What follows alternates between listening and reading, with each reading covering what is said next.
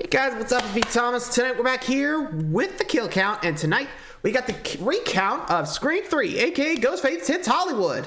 Bad. So, anyway, last time, if I remember correctly about this franchise, past James did not like this franchise, mostly because of the comedy, but nowadays I think he said it was his second favorite, though outside the reveal and the, BS voice changer, which, I don't know, at least that's what I remember, but anyway, so how about we take a look back at Scream 3 and see how it holds up after all this time. So be sure to like, subscribe for more, hope you enjoy. Let's check it out with Scream 3 Goes to Hollywood. I know it's not the actual title, but it kind of fits. Welcome to the Kill Cast, where we tally up the victims in all our favorite horror movies. I'm James A. Janice, and today, I'm saying mea culpa, baby, because I'm looking at Scream 3, which has maybe become my favorite Scream sequel. I'm so glad I get to recount this. When I covered the Scream franchise as a snarky 28-year-old, I shat all over this stupid movie. Unlike the first two, though, this movie is not very good. I can't with this, for real. God damn it, this movie is dumb. And that's Scream 3. I'd consider it the embarrassing third child of the Scream franchise, a child so trapped in the shadow of its older siblings that it can't help but just suck a whole lot. Ah, how cynical if only you knew. As a wizened 33-year-old, I'd fully come around on the utter comedy that is Scream 3. I guess I'm like David Arquette in a way. Sometimes I watch Scream 3 and I'm like, Thank you, bro. God, Arquette, how you doing, bud? Sometimes I watch it and I was like, oh, that's really kind of interesting. Maybe it's because I'm more familiar with filmmaking, so the on-set action is interesting to me. Los Angeles also feels like more of a home at this point, and I like seeing a bunch of familiar places. But the Hollywood setting is the perfect escalation of Scream's ever-evolving meta-ness. In the horror franchise that's always been about horror movies themselves, this third installment shows us how one gets made. Does that mean we need a Jay and Silent Bob cameo? No, that's dumb as hell. But Scream 3 is fine with being dumb as hell. That's not to say I've accepted everything about it. I will always despise the magical voice changer that can match anyone's voice perfectly. Dewey's got our voices. The ghastly kill is also still bad, and the Ghostface reveal is pretty fucking lame. Worst of all is how much Sidney Prescott is sidelined, being isolated for the first 45 minutes and having hardly any scenes with Dewey or Gale. I think the movie's themes have aged well, though, with commentary about sexual predators in Hollywood. You know, like the guy who owned Dimension, Harvey Weinstein. And then there's Parker Posey, whose performance is probably enough on its own to make Scream 3 my favorite sequel. I can't believe I'm saying it, man, but at least right now, I love Scream 3. My opinion may have changed, but did the kills? What? No, of course they didn't. Not. Let's get to them anyway. Yeah, honestly, I know bad timing, but considering people don't really hate this thing compared to Hogwarts Legacy, despite one being helped produced by by Harvey Weinstein and the other, because of J.K. Rowling. Yeesh. I'm just bringing this up because of what I heard about Silvervale and the death threats. Come on, guys, really? Really? Death threats? Come on, guys, it's just a game. Calm down. I know, bad time, but hey, someone has to bring it up. Sorry, my rant's over, so might as well just hop into this recount of Scream 3. Let's go. The movie begins in Hollywood. Ooh, looks like the bowl's letting out. Cotton Weary has found the fame and fortune he's always dreamed of as host of a daytime talk show. He gets a flirty phone call from a female fan who quickly starts threatening his girlfriend Christine. I'm right outside her bathroom door. Yeah, he is. Ghostface giving us the closest thing to nudity in any Scream movie. Cotton races through LA to save his partner like a reverse O.J. Simpson. But even drifting top speed around Hollywood and Vine, there's no way this dude is getting through traffic in time. Guess Christine's stuck listening to the Creed that just started blaring. But at least it's What If, which is maybe the least bad Creed song. And it featured my main man Dewey in the music video. Alright. Ghostface jumps out for an attack / indulgence in his foot fetish, and when Christine locks him out, he apologizes. I'm sorry, babe. I didn't mean to scare you that bad. It's me. Yep, and a perfect replication of Cotton's voice, even in person, even when he's yelling. Talking about how much fun it's gonna be to rip your insides out. Now open the fucking door, Christine! God damn it. Actual 100% Cotton shows up in the cotton, and after breaking into the office, Christine attacks him with a club. Nice shining nod as he says, "Give me the club." Give me the club. Give me the bat. She putters up and knocks Cotton down before taking a stab in the back from the bogeyman. It'll take more than a paint job to fix this, Christine. Ghostface and Mr. Tire get into a fight, but Ghostface flings his ass across the room and gets him down on the ground. Cotton Weary unfortunately exits the franchise. A couple of knife stabs off screen. Sidney Prescott. Yeesh, poor Cotton. Like, he had a bad one. Like, think about it. He was blamed for, Cindy's mom's murder. Got out. Managed to get the fame because of Cindy, helping with the second case. So, thanks, Cotton. But now, thanks to a third victim, or at least third Ghostface, well, now he's dead. Poor Cotton. Once he got the top, poor dude. I mean, it wasn't his fault. It's like he got blamed for the wrong crime. Or, you know what I mean, right? Anyway. Now lives in the mountains near Monterey in Northern California. She and her good boy Cherokee keep themselves safe with many a security system. But despite her personal trauma, Sid puts herself and her bubble mac to good use, working as a phone counselor at a women's crisis center. Sydney's the fucking best, you guys. She stays in contact with her dad, played by a returning Lawrence Hecht from Scream 1. He laments Sid's isolation, saying it's like she doesn't exist anymore. She's been through 2 Ghostface attacks? Can't blame her. I probably would too. Can't kill what they can't find. As always, Nev Campbell understands the assignment. This Sidney Prescott is broken in more ways than one. It explains why she's having nightmares about her mom. Ghost Mama Maureen is actually pretty creepy, walking around spiking the camera and shit. Maureen Prescott's murder was the unseen spark that set off this entire series. Come to think of it, she's basically the Lyanna Stark of Scream. Now she's back in the picture. Literally, a photo of her was found at Cotton's murder site. LA detective Mark Kincaid brings the picture to Gal Weathers and asks her for help. She loves shit like this, so she agrees to put a pause on talking to college students and, cutting her own hair apparently. Gal's bangs in this movie are infamously bad, and turns out, David Arquette suggested Courtney Cox cut them like that to look like Betty Page. Didn't work. Nick Cave and his red right hand give us a visitor's pass to a studio lot. The fictional Sunrise Studios, played by CBS Radford in Studio City. Chelsea worked there for a little while as a PA on Friends with Better Lives. At Sunrise, they're filming Stab 3, Return to Woodsboro, with a soundstage dressed for locations from the first film. We saw Stab 1 in the last movie, which portrayed various scenes from the original Scream. I guess we have to assume Stab 2 was about the Windsor College murders in Ohio, and that Stab 3 is going to be an original story that takes place back in Woodsboro. Stab 3's director is Roman Bridger, who's introduced with his back to the camera. Great way to meet an important character. He and Stab's producer John Milton are upset because the studio doesn't want to make this movie in light of the murders. Violence in cinema is a big deal right now, Roman. A rich line coming from Roger Corman, the hugely influential filmmaker whose tastes were often questionable. By mistake, he actually made a good picture every once in a while. Early on, he directed A Bucket of Blood, which we've covered on this show. The Real Life studio had similar concerns as these, with most of Scream 3's violence cut down in response to Columbine.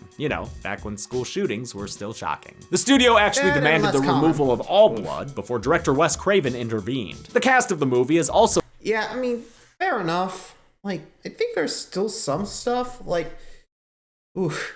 guess just if you have if there was a tragedy that your film might draw attention to, I would have been okay, so we're gonna need some extra time to cut out those references and also make sure it's nothing anywhere near it. Otherwise, people are gonna get pissed. I'm not sure how we're gonna explain this.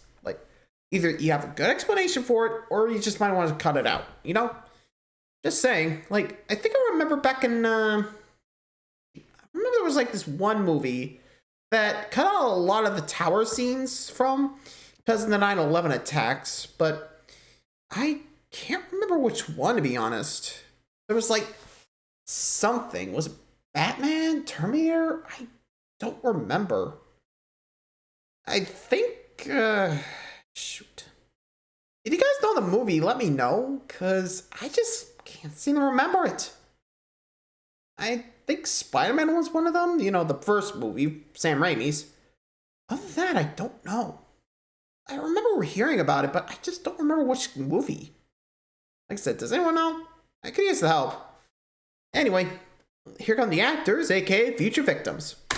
Also concerned about the production's future. There's Tyson Fox, who plays a Randy Meeks ripoff, and Sarah Darling, who plays a character called Candy. There's also Tom Prince playing Dewey, replacing the previously mentioned David Schwimmer, and Angelina Tyler playing Sidney Prescott, taking over for Tori Spelling, who played Sid in Stabs 1 and 2. This whole premise sets up layers and layers of meta-ness. We are not in any danger.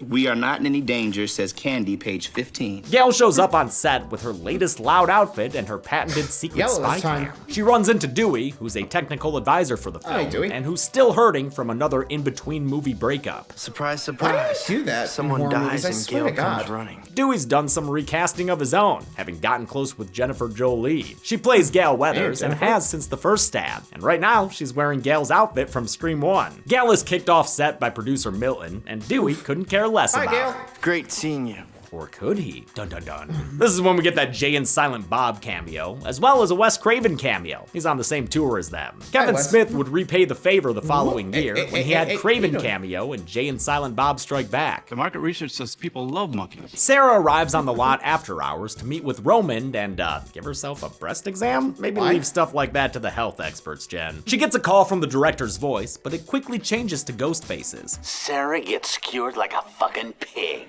She hides in a back room that's full of props and costumes, but turns out one of the faux faces is an honest-to-God Ghostface, and Sarah's weapons against him are two trick-or-treat studios to work. He kills Sarah by shoving her through a glass window and giving her a stab in the back. Another picture of Maureen Prescott is found at the crime scene, which Detective Kincaid shares with Gail, much to the chagrin of his partner Wallace. I've always loved Wallace, the dry little bastard. There's no reason to presume that Cotton's death had anything to do with this movie, is there?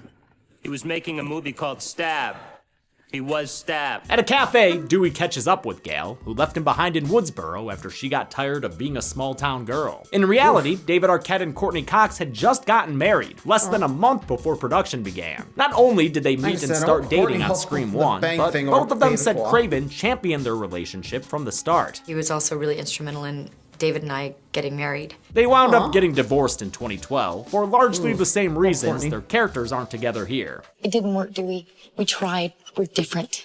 You used to say that was our strength. Aw, I'm glad they still remain friends and co-parents to their daughter today. Dewey is summoned to Jennifer's home in the Hollywood Hills. Nice view. Can't be fun getting groceries though. The pseudo-Gail is freaking out about Sarah Darling's murder, since after Cotton's, it creates a pattern. Someone's killing them in the order they die in the movie. Only thing is, there were 3 different versions of the script to prevent the ending leaking, so they don't know who the next target will be. This mirrors what happened in real life with both Scream 2 and Scream 3. Kevin Williamson had written Screams 1 and 2, but was a little busy when it came time for the threequel. He was still running Dawson's Creek, his script for The Faculty was being made, he was helping with rewrites on Halloween H2O, and he was busy with Teaching Mrs. Tingle, the one and only film he directed. He had written a treatment for Scream 3, but most of it was scrapped, including the plot that would see Stu Macher return. They even went as far as hiring Matthew Lillard. I actually was paid to be in Scream 3.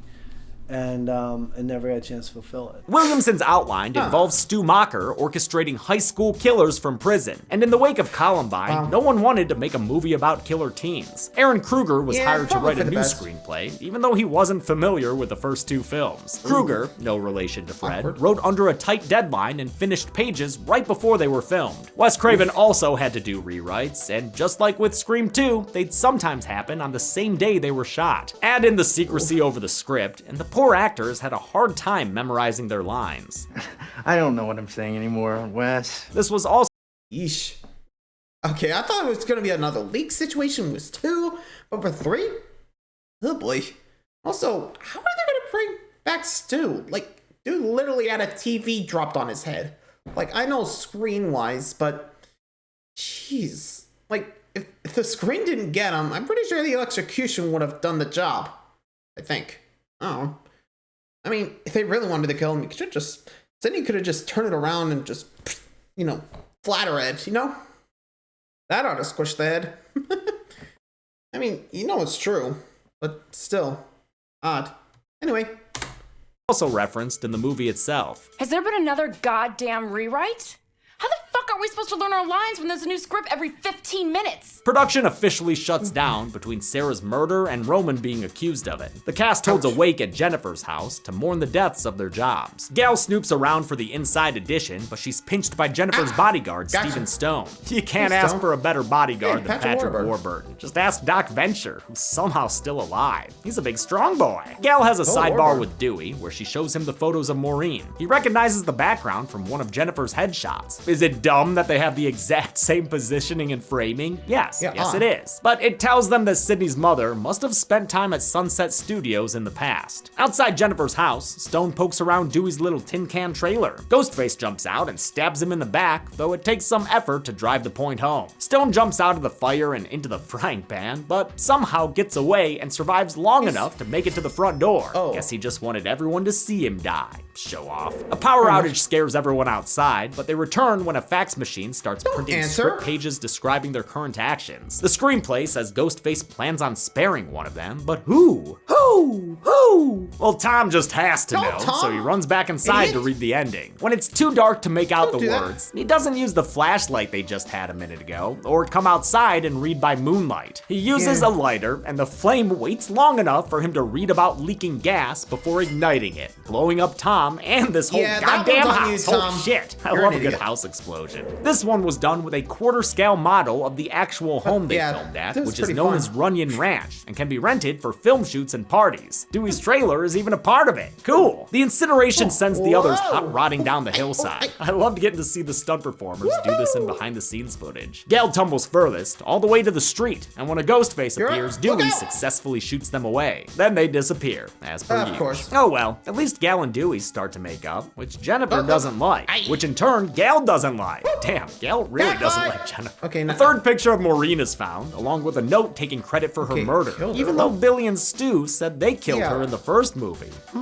With all these Maureen mysteries afoot, Kincaid wants to talk to Sydney, but Dewey won't dox her, no matter how weird Kincaid gets with his line deliveries. Where is she? Calm down, creep. She's right here, okay? The killer called her earlier to catch up, so she's come to LA to go on the offensive. She's also wearing an outfit similar to the one she had on in Scream 2, symbolizing that she hasn't yet been able to move on from her past. She's even wearing the Greek letters Derek gave her in Scream 2. Sid has a warm reunion with Dewey and a slightly cooler reunion with Gal, but hey, at least she's not alone anymore. Her storyline is so separate for most of the movie because of Neve Campbell's availability. She could only shoot for 3 weeks of the 9-week production and had to wear a wig that took 2 hours to apply, since she was also filming Drowning Mona at the same time, and her character in that movie had much longer hair. Kincaid is enchanted to meet Sid, but she's too focused on these old pictures of her mom. They head to where they were taken, Sunrise Studios, where all of a sudden, Martha Meeks appears. She's Randy's little sister, and played by a 16-year-old Heather Matarazzo. She's here with a posthumous tape made by Randy, allowing Jamie Kennedy to return for the third film. A lot of fans were upset about Randy's death. To this day, that's one of like the top 2 things people ask me in my life. You know, it's like, why did you get killed in Scream 2? They briefly considered revealing that Randy had survived his news van stabbing, but that really wouldn't have worked. They settled on this tape and lampshading the complaint. Probably some psycho fan pissed off they killed Randy and Stab too. Randy's here to do what he always does, give them rules for a horror movie, specifically when it comes to the conclusion of a trilogy. True trilogies are all about going back to the beginning. Thus all the Mama Prescott stuff. Gal splits off to do some investigating alone, but is joined by Jennifer against her will. This is one of the greatest pair-ups in studio lot history. I love the way these two play off each other. And shit, they run into Carrie Fisher. Or, I'm sorry, Bianca Burnett. But you look just like her. I was up for Princess Leia. I was this close. So who gets it? The one who sleeps with George Lucas. Rest in peace, Carrie. You weren't a princess, you were a queen. The studio archives reveal that Maureen Prescott Nie Roberts came to Hollywood 25 years ago and acted under the stage name Rena Reynolds, named after the late Debbie Reynolds, who was, of course, Carrie Fisher's mom. The publicity stills of Rena Reynolds we see were early modeling photos of a young Lynn McCree, whose picture was used for Maureen Prescott in the original Scream. It's so cool that they had McCree return and actually play Maureen in Scream 3. She couldn't have expected that when her picture was used for the first film. The gals learned that Maureen's acting career stalled out after a few cheap horror films. They were all made by John Milton, the current producer of Stab. Sydney stumbles upon the Stab 3 set, finding recreations of her home from the first movie and Stumacher's farmhouse. This scene wasn't in the script, but Craven had the idea to build these sets and then write some scenes around them. And over here would be Sydney's house. I'm glad he did. It really drives home how Scream 3 comes full circle to the first film. Sid goes up to her fake room, which is not only a hot set, but also a haunted set. It's got a Ghostface! They have a classic Scream chase scene, which sees them running upstairs again. I love when Sid pushes a fucking equipment Not this car time. on him. The great chase ends with her throwing him onto a mattress down below, but since she doesn't elbow drop him, the bastard gets away, and maybe pretends to be her dead mom underneath a crime scene blanket? Give mommy a kiss and we'll make up. Man, Scream 3, you weird sometimes. Kincaid comes to the rescue and gets all McDreamy in the police station. He's played by Patrick Dempsey, who was hired a day before shooting began. He tries to connect with Sid over the ghost stuff, saying his job has also left him haunted. Ghosts are tough. You can't shoot ghosts. Can't arrest ghosts. Can't fuck ghosts. Oh wait, Scary Movie 2. Oh, That and the too. Entity. Back on the lot, Dewey's hoping nobody calls him a piece of shit. Hey, do. Rude. Armed with their IMDb trivia, Dewey and the Gales go to confront John Milton, who's currently trying to calm down Roman Bridger since he doesn't have a movie to direct anymore. Milton is played by Lance Henriksen, who was in Aliens, Alien 3, Pumpkinhead, and oh, what's that behind you, Lance? Wait, yeah, RoboCop? Terminator. Oh, no, Milton Terminator. claims Sorry. Rena Reynolds was a nobody, but Jennifer channels her inner gal and points out that he's produced 3 movies about her murder. You're obsessed with her, and you're obsessed with her daughter. All right, easy, Geraldo. He finally admits that Geraldo. he knew Rena and says she fell victim to sex and drugs at his Hollywood parties. Nothing happened to her that she didn't invite in one way or another, no matter what she said afterwards. It's amazing to me that Scream 3 has a rapey producer character when the movie itself had a rapey producer. I'm shocked the Weinsteins let that fly. Dewey gets a call from Sydney, supposedly, saying she's going to John Milton's house. He's hosting a birthday party for Roman, which is looking like one pretty fucking downer of a time. The old Hollywood home is a cool setting though. It's the perfect place to go exploring. There's a psycho killer on the loose, and you want to go traipsing around this gigantic mansion? Have you ever actually seen the Stab movies? Every time this dude enters a room, he ends up a goddamn shish kebab. The Stabbies, which Ours I'll call were fair. them, leave. We'll be right back. And then they split up and disappear and shit. You know how it goes. Yeah. Dewey and Gale find a phone and that stupid voice changer thing. Dewey's got our voices. This technology was nowhere near this level in 2000. Hell, Or even even as today. recently as 2018, you could tell when a voice was being digitally fabricated. This is fake Donald Trump talking. The United States is considering, in addition to other options, stopping all trade with any country doing business with North Korea. I just find it way too far-fetched for the mostly realistic Scream series. Gale splits off to find the Stabby gang, but instead discovers Roman's corpse in a casket. She checks his pulse to make sure he's dead. Then bumps into a jumpy Jennifer Jolie. Don't do The that. gaggle of Gales run into an Auntie Angelina, who promptly flees when warned of the danger. She's sick of this Hollywood lifestyle. I did not fuck that pig Milton to get a leading role just to die here with second-rate celebrities like you two! Wow, she really got that Sydney rundown though. Flappy arms and everything. In earlier drafts of the script, Angelina was revealed to be one of the killers. She was going to be an old classmate of Sydney's who became obsessed with her subsequent fame. Character traits later briefly touched on in Scream 4. The ending was We'll get changed that for later. various reasons, and Angelina instead became another Stabbed. victim, killed by a stab to the Sorry, chest. Angelina. The other Good ladies try, though. Disney Channel their heads over the railing and see her body get dragged away. Ah, crap. Another chase sees Dewey get punched in the face. Oh, no, fucking stop. twice. And more vase breaking. Classic Scream. They always breaking vases, man. Tyson gets stabbed and chased by the face, Oh, you motherfucker! but can't outrun the rug getting pulled out from beneath him. My God! Tyson's probably dead at this point, but for good measure, Ghostface Up tosses you him go. out of a window. Jennifer is the next to be targeted and winds up on the other side of some two-way mirrors overlooking a bedroom. Gross implications there. Dewey's unable to shoot out the mirrors in time to save her, so Jennifer is killed from getting stabbed to death by Ghostface. Ooh, Aw, poor man, Jennifer. I'm real sad she's done in the movie. Ghostface is hella efficient here, because he's already grabbing Gale and tumbling with her down the stairs. Dewey tries to do a rescue, but his gun is empty, so Ghostface takes him out with a knife handle to the head. That's fine, but again. man, I hate how Gale crawls to him and basically surrenders herself to Ghostface. Sydney finds her file at the police station and is all like, obsessed much, Kincaid? She gets a call from Wait a Ghostface who minute. says he's holding Dewey and Gale hostage. revenge, so she grabs a gun and heads out to save her friends she's hardly seen. She gets to Milton's mansion, where Tyson's poor body is still laying in a poolside blood pool. This 22,000 square foot complex is played by the Paramore Estate in Silver Lake. It was also used as the private school in Halloween H2O. The pool was covered so it could be used as a courtyard, but you can totally see the balcony that Tyson was thrown off back there. Ghostface calls Sydney and makes her use a metal detector, revealing there's a gun in her boot. Yeah, throw that shit away, Sid. Kersplash. As soon as she gets to Dewey and Gal, Ghostface backhands Sid to the floor. She came prepared though, with the other gun we saw her keeping at her home earlier. She uses it to shoot the mother down.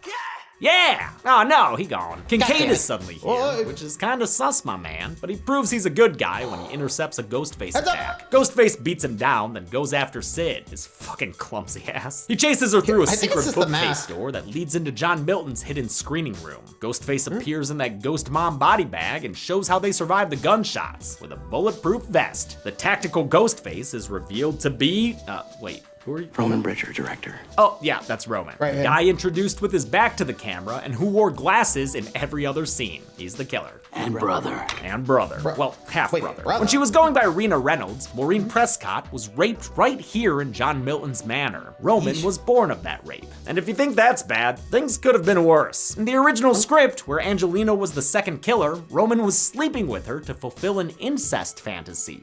Ew. Okay, Angelina would have helped set up Roman's fake-out death, but whether he had help or not, Gal checked his goddamn pulse. I know Craven himself said there are ways to slow a pulse down, but maybe just don't include that moment. It makes Gal look dumb. Of course, this reveal sucks in plenty of other ways too, like how Sydney has no idea who this guy is. She's never met him before. They've never even been in the same scene until now. Roman says he tracked down his mom a few years ago, but Maureen shut him out and turned him away. So he, let's get this straight, filmed her going around town, sleeping with men like Cotton Weary and Billy Loomis's werewolf-looking dad. He then showed that footage to Billy and used it to make him and Stu murder Maureen. So those two yahoos did do the act itself, but Roman, well... I'm a director, Sid.